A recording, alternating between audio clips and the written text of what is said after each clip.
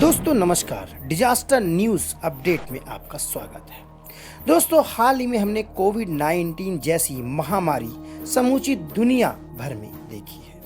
वही global warming भी अपने पैर पसार रही है, जिसके कारण टेम्परेचर राइज हो रहा है। वहीं जैसे जैसे टेम्परेचर राइज हो रहा है वैसे वैसे वायरस के फैलने का खतरा भी दिनों दिन बढ़ता चला जा रहा है। इसके कारण जैव विविधता में काफ़ी परिवर्तन आ रहा है। तो दोस्तों आज के इस एपिसोड में हम बायोलॉजिकल डिजास्टर्स के बारे में बात करने वाले हैं, क्योंकि हाल की रिसर्च में वैज्ञानिकों ने पाया है कि वायरस के फैलने में तेजी आ सकती है और इसके लिए भी ग्लोबल वार्मिंग ही जिम्मेदार है। तो आइए चलिए जानते हैं कि क्या है पूरी रिसर्च और वैज्ञानिकों ने ग्लोबल वार्मिंग और वायरस को फैलने के लिए किस तरह की चेतावनियां समूची दुनिया भर में दी गई है। दोस्तों अगर आपको हमारा चैनल पसंद आया हो तो कृपया इसे सब्सक्राइब और शेयर जरूर करें। हाल ही में वैज्ञानिकों ने कटिबंधीय वर्षा वनों के बड़े क्षेत्र में एक अध्ययन किया है। इस अध्ययन के आकलन में वैज्ञानिकों ने पाया है कि वायरस के प्रसार में जैव विविधता के अंतर की क्या भूमिका है और आखिर क्यों वायरस धीरे धीरे प्रेवलेंट हो रहा है। साथ ही वैज्ञानिकों ने वायरस के फैलने में तेजी को लेकर और जलवायु के जो कारक हैं उनको लेकर के एक रिसर्च और कोरिलेशन समूची दुनिया के सामने ही रखा है।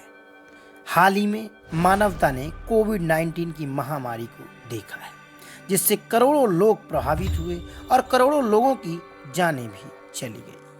वहीं अभी सार्स-कोव-2 वायरस पर बहुत सारे शोध समूची दुनिया भर में किए जा रहे हैं। वहीं पोस्ट कोविड जो इम्पैक्ट हमारे बॉडी में हो रहा है उसके बारे में वैज्ञानिकों ने चेताया है। वहीं वैज्ञानिक वायरसों के पैदा होने, उनके पनपने और उनके प्रसारित होने के कारकों के बारे में भी गहन रिसर्च की है। साथ ही वैज्ञानिकों ने पाया है कि जैव विविधता की खास तौर पर कटिबंधीय वर्षा वनों में कम होने वाले वायरस की संपन्नता का सीधा असर होता है। इस अध्ययन ने वायरस के प्रसार कारकों को बखूबी रेखांकित किया है। वहीं उनके होस्ट कैसे होते हैं और होस्ट के बाद उनका समूची मानवता पर क्या प्रभाव पड़ता है, इसके बारे में वैज्ञानिकों ने बखूबी अपने रिसर्च पेपर में रेखांकित किया है। लेबनिज इंस्टीट्यूट फॉर जू एंड वाइल्ड लाइफ रिसर्चर के वैज्ञानिकों ने इस शोध को किया है।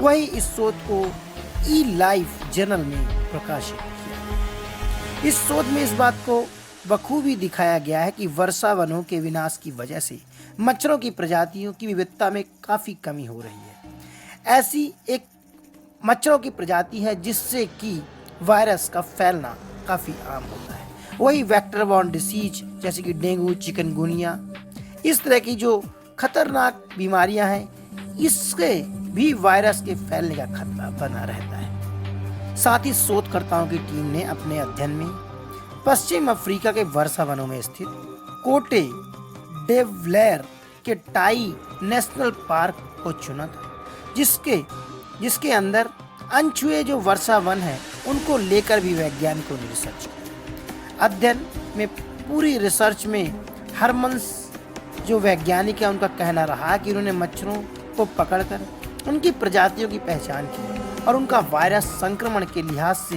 भी परीक्षण में लाया गया।